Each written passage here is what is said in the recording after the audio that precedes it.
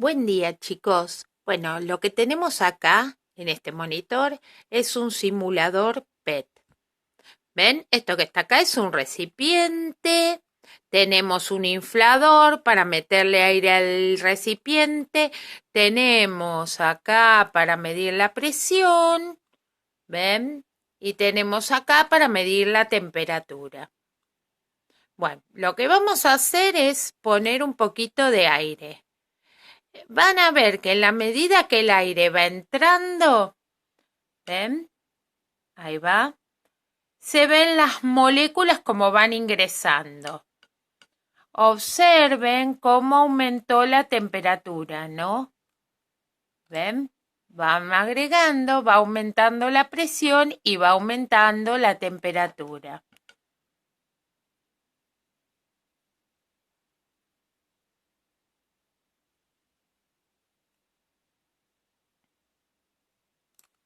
Bueno, ¿qué pasa cuando nosotros le damos calor?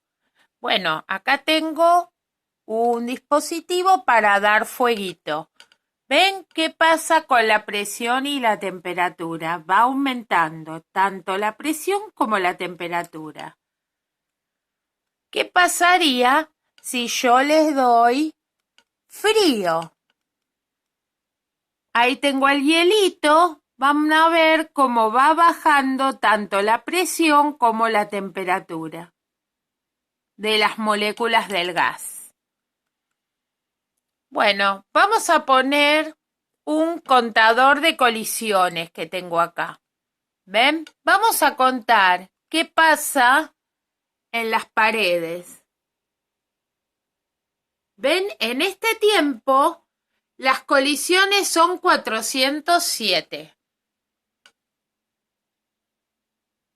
Volvemos a repetir. Vemos que si aumentamos la temperatura, aumenta también la presión. Y aumenta la movilidad, se vuelven locas las moléculas. ¿Qué pasa si yo le doy frío? Todo lo contrario, disminuye la temperatura y disminuye la presión. Y las moléculas se tornan más perezosas. Podemos decir entonces que la temperatura es una medida de la velocidad media que tienen las partículas. Cuanto más velocidad tienen las partículas, más temperatura hay. Y al revés, cuanto más temperatura hay, más velocidad tienen las partículas. Es una medida de lo que se llama la energía de movimiento de las moléculas, de la energía cinética media. Y la presión también tiene que ver con el movimiento. Cuanto más movimiento, más choque contra las paredes. Fijémonos qué pasa si aumentamos la temperatura.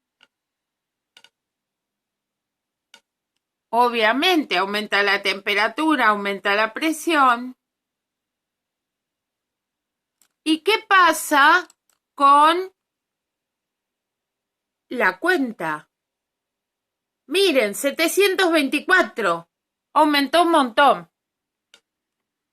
Es decir, que el gas está representado por 3 variables de estado: la presión, la temperatura y el volumen. El volumen es el lugar que ocupa. La temperatura es una medida, o sea que es proporcional a la energía cinética media de las moléculas. Tiene que ver con el movimiento, con la velocidad. Y la presión tiene que ver con el choque de las moléculas contra las paredes del recipiente y entre sí, porque también chocan entre sí.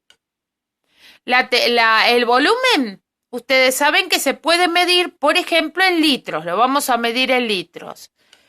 La temperatura en grados Celsius también se puede medir en grados Kelvin, que es otra medida. Como ustedes pueden medir una longitud en metros, pueden medirlas en centímetros, pueden medirlas en pies, en pulgadas, hay un montón. Bueno, también para la temperatura hay un montón. Tenemos la escala Celsius, que es la que usamos siempre nosotros, y la escala Kelvin, que es la que usan los científicos, en las cuentas que hacen los científicos. Y luego tenemos la presión, que la vamos a medir en atmósferas. ¿Qué es una atmósfera? ¿Vieron que la atmósfera es la capa de aire que rodea la Tierra? Bueno, cuando esta capa rodea la Tierra y nos aplasta en cierto modo porque pesa el aire, nos está ejerciendo una presión. Esa presión, en las condiciones normales, se llama atmósfera. Una atmósfera es la presión que nos ejerce la atmósfera terrestre en las condiciones normales.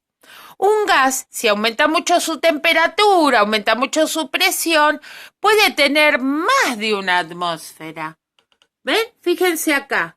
¿Cuántas atmósferas tiene? ATM significa atmósferas.